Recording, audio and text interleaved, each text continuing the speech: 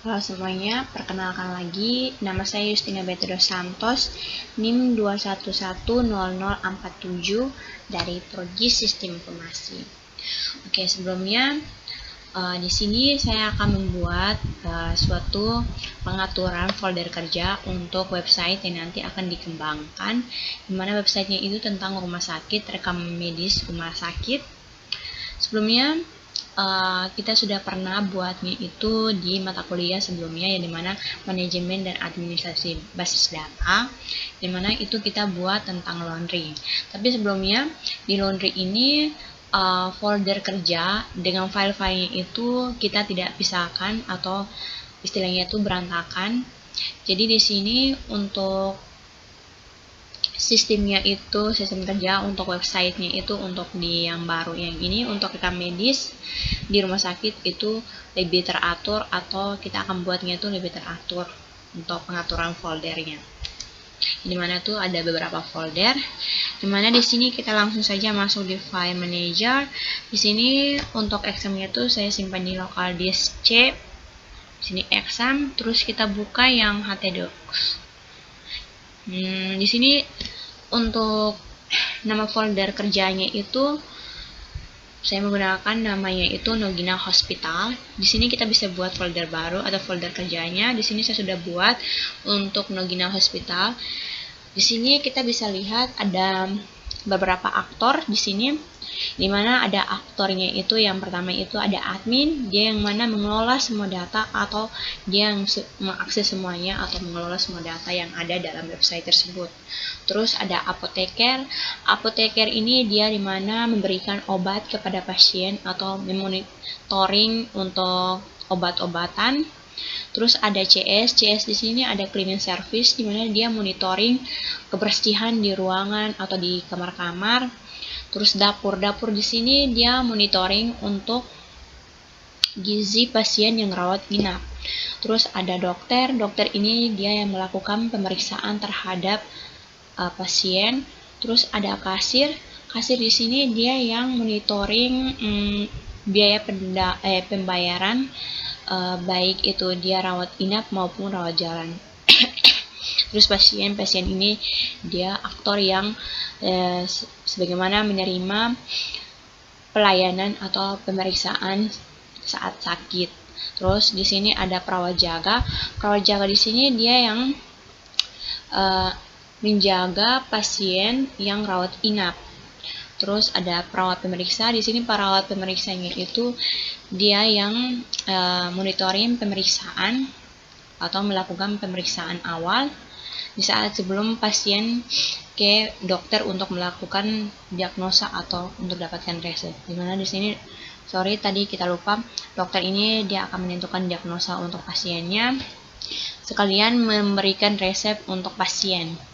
Terus yang terakhir ini ada petugas pendaftaran. Petugas pendaftaran ini dia berfungsi untuk mendaftar pasien dia itu rawat inap, untuk rawat inap maksudnya. Terus di dalam folder setiap folder aktor ini kita ada 4 folder lagi di dalamnya, yaitu ada aset, kontrol, user interface dengan view. Aset di sini dia itu untuk kita simpan seperti gambar-gambar atau video-video yang kita mau buatnya itu di websitenya itu. Terus ada kontrol di sini dia untuk menyimpan file script seperti delete, insert, dengan update. Terus user interface ini itu dia yang melakukan tatap muka dengan usernya. Terus view ini dia itu untuk database-nya atau tabel-tabelnya atau untuk display-nya. Terus di sini antara user interface dengan view ini ada kontrol maksudnya.